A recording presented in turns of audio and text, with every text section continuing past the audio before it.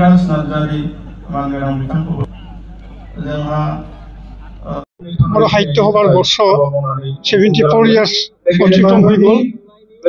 এই হিসেবে 16 নভেম্বর পালন আজি এই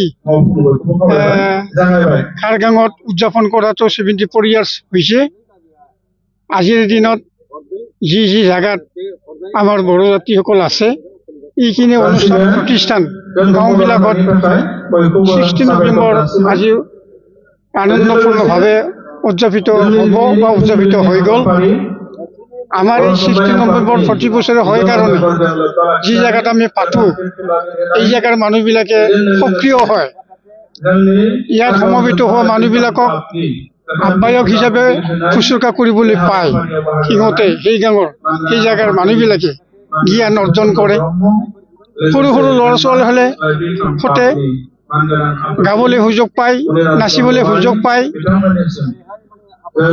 বয়সীয়াল মানুহবিলাকে পৰামৰ্শ আৰু আলিংগন দাদা ভাইৰ আলিংগন সেইটো কৰিবলৈ সুযোগ পায়।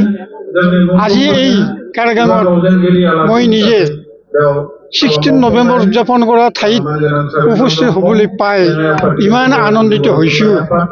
এনেতে আপোনালোকৰ চেনেলে মোক কিবা এটা ক'বলৈ সুযোগ দিয়াত মই আনন্দৰে এই কথাটো কৈছোঁ যে 1952 এই ইয়াৰ্ছত আমাৰ এই 16 নভেম্বৰটো প্ৰথমভাৱে উদযাপন কৰা হৈছিলে। এতিয়া বছৰে বছৰে উদযাপন হৈ এই 16 নভেম্বৰে আজি 74 ইয়াৰ্ছত ভৰি দিছে।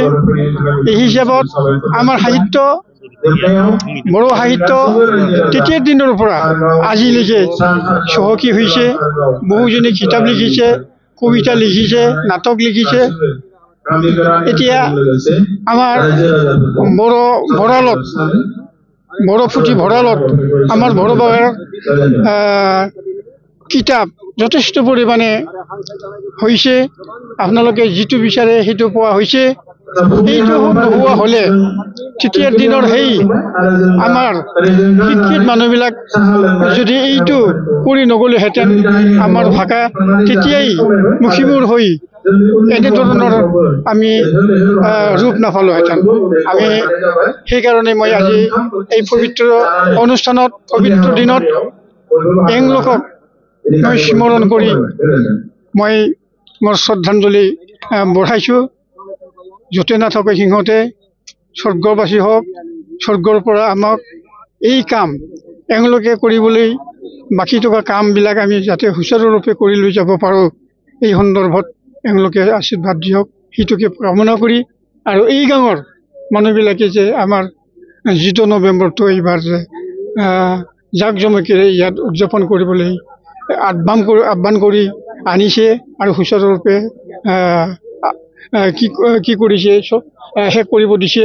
সেইকাৰণে মই এওঁলোকলৈ মোৰ নিজৰ শ্ৰদ্ধা ভক্তি আৰু আশীৰ্বাদ দি মই সম্পূৰ্ণ সৰু সংক্ষেপ বক্তৃতা মই ইয়াতে শেষ কৰিলোঁ।